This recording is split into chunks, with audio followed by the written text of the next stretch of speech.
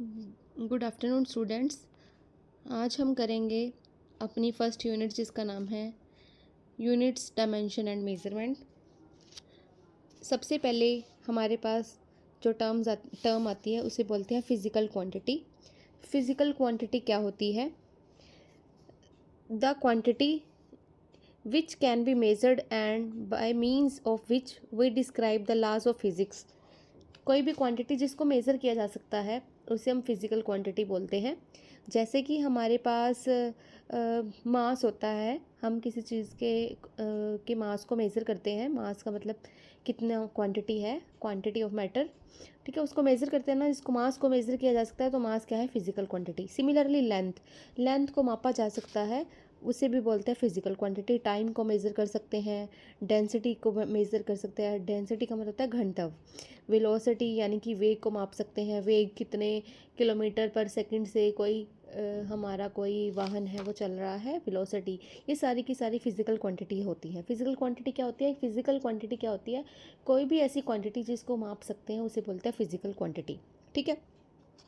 और कुछ चीज़ें जिसको मापा नहीं जा सकता वो फिज़िकल नहीं होती, जैसे कि हमारे पास हैप्पीनेस, सौरो, ये फिज़िकल क्वांटिटी नहीं है, ठीक है। अब डायरेक्शन के बेसिस पे इनको आगे फर्दर भी हम क्या कर सकते हैं? क्लासीफाई कर सकते हैं स्केलर और वेक्टर्स की फॉर्म में। स्केलर क्या होते हैं?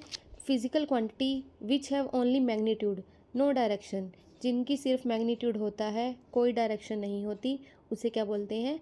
Scalar quantities. जिनकी कोई डायरेक्शन नहीं होती, सिर्फ उनकी क्या मात्रा होती है, विच हैव ओनली मैग्नीट्यूड, जैसे मास, ठीक है, लेंथ, डेंसिटी, ठीक है, इनको बोलते हैं स्केलर्स। स्केलर वो होते हैं जिनकी सिर्फ मैग्नीट्यूड होता है, डायरेक्शन नहीं होती। उसके दूसरे तरफ हमारे पास दूसरी क्वांटिटी है जिसका मैग्नीट्यूड भी होगा और डायरेक्शन भी होगी, जैसे फोर्स। फोर्स हम किसी डायरेक्शन में किसी बॉडी को हम जब धकेलेंगे तो अगर लेफ़्ट में धकेलेंगे तो लेफ़्ट में बॉडी जाएगी, राइट में धकेलेंगे तो राइट में बॉडी जाएगी, ऊपर उठाएंगे तो ऊपर जाएगी, नीचे उठाएंगे तो नीचे जाएगी। तो डायरेक्शन ऑफ फोर्स होती है, तो फोर्स एक वेक्टर क्वांटिटी है। डिस्प्लेसमेंट वेक्टर क्वांटिटी है, वेलोसिटी वेक्टर क्वांटिटी है, ठीक है। तो कुछ जो है वेक्टर होते हैं, कुछ स्केलर होते हैं। उसके बाद हम बात करेंगे डिराइव्ड क्वांटिटीज़ की, बेस क्वांटिटी की, फंडामेंटल क्वांटिटी और डिराइव। फंडामेंटल क्वांटिटी क्या होती है? जो शुरू से होती हैं, जो किसी के ऊपर डिपेंड नहीं करती, जो फंडामेंटल हैं, ठीक है। जो क्या है? The physical quantity which are independent of each other, जो किसी के ऊपर डिपेंड नहीं करती। और जो क्या है? जो शुरू से है, स्टार्टिंग से जो फंडामेंटल हैं, ठीक है, उन्हें बोलते हैं फंडामेंटल और बेस क्वांटिटी, लेंथ, मास और टाइम। डिराइव्ड क्वांटिटी क्या होती है? जिनको हम फंडामेंटल क्वांटिटी से डिराइव कर सकते हैं, उन्हें बोलते हैं डिराइव्ड क्वांटिटीज़, ठीक है। जिसको जैसे सम करके, डिवाइड करके हम जिनको क्या कर सकते हैं? डिराइव किया जा सकता है, ठीक है। तो अब उसके बाद आता है हमारे पास, ऐसे ही आपने नोट्स प्रिपेयर कर लेने हैं। उसके बाद आता है हमारे पास यूनिट्स। यूनिट फिजिकल क्वांटिटी को मेज़र करने के लिए हमें कुछ ना कुछ यूनिट का यूज़ करना पड़ेगा। जैसे मास है, मास को हम किलोग्राम में मेज़र करेंगे या फिर ग्राम में मेज़र करेंगे। जो ये ग्राम और किलोग्राम है, ये क्या होते हैं? यूनिट होती हैं। अब यूनिट के आगे फिजिकल क्वांटिटी के लिए हम यूनिट लगाते हैं और साथ में कोई नंबर लगाते हैं। तो कोई भी चीज़ है उसको हम NU से रिप्रेजेंट करते हैं, ठीक है। यूनिट जैसे 2 kg या 3 kg या 5 सेकेंड, तो एक नंबर होता है, एक हमारे पास क्या होती है? यूनिट होती है, ठीक है।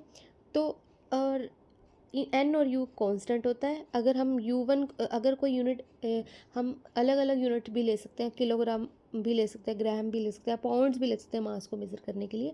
अगर U1 बदलेगा तो एन अगर हमारे पास U1 है तो हम N1 नंबर होगा। अगर U2 बदलेगा तो N2 भी नहीं आएगा। N1 U1 का मल्टीप्लाई N2 U2 के बराबर होगा और वो कांस्टेंट होगा। अब हमारे पास जो यूनिट होती हैं उनके अलग अलग सिस्टम होते हैं। सबसे पहले है CGS सिस्टम। CGS सिस्टम में क्या होता है? हम C for centimetre, G for gram और S फॉर सेकेंड। जब हम मास को सेंटीमीटर में, G को ग्राम को, और मास को ग्राम में, लेंथ को सेंटीमीटर में और टाइम को सेकंड में मेज़र करें, ठीक है, तो उस सिस्टम को बोलते हैं CGS सिस्टम। FPS सिस्टम भी होता है, इसमें हम फुट, पौंड और सेकंड, फुट किसके लिए, लेंथ के लिए फिट का यूज़ करते हैं, पौंड के लिए हम, मास के लिए पौंड का यूज़ करते हैं, और टाइम के लिए हम सेकंड का यूज़ करते हैं। एम के सिस्टम में हम क्या करते हैं, मीटर किलोग्राम सेकंड, यानी कि लेंथ को मीटर में यूज़ करेंगे, और हमारा मास होगा उसको किलोग्राम में मेज़र करेंगे, टाइम को सेकंड्स में मेज़र करेंगे। अब ऐसा ही, अब हमने देखा अलग अलग सिस्टम है, CGS सिस्टम, FPS सिस्टम और MCAS सिस्टम। तो हमें एक बेसिक एक सिस्टम बनाना पड़ेगा। डिफरेंट सिस्टम, अगर हमें क्या है, अगर हर बंदा अलग अलग सिस्टम में मेज़र करेगा तो उसका जो क्वेश्चन का जो इक्वेशन बनेगी या जो आंसर होगा वो अलग आएगा, तो उसको समझना थोड़ा मुश्किल होता है। तो हम यूनिफॉर्मिटी के लिए एक सिस्टम बनाते हैं जिसको SI सिस्टम ऑफ यूनिट बोलते हैं, जो इंटरनेशनल लेवल पे एक्सेप्ट किया गया है। ये MCAS सिस्टम ही है एक तरह से। हम इसमें कुछ क्वांटिटीज़ होती हैं, उनको हम 7 क्वांटिटीज़ हमारी फंडामेंटल क्वांटिटी होती है। सबसे पहले मास, इसकी यूनिट किलोग्राम होती है, इसको केजी सिंबल है इसका। लेंथ की यूनिट मीटर होती है, M इसका सिंबल है। टाइम की यूनिट सेकंड होती है, S से रिप्रेजेंट करते हैं। टेम्परेचर की यूनिट केल्विन होती है, इसको K से रिप्रेजेंट करते हैं। लुमिनस इंटेंसिटी की यूनिट कैंडेला होती है, इसको CD से रिप्रेजेंट करते हैं। इलेक्ट्रिक करंट की यूनिट एम्पियर होती है, इसको A से रिप्रेजेंट करते हैं। क्वांटिटी ऑफ मैटर को मोल से रिप्रेजेंट करते हैं, इसको मोल बोलते हैं। ठीक है, तो ये 7 फंडामेंटल यूनिट है। Hope you will understand this. तो यहाँ तक आज आप रिवाइज कर लेना।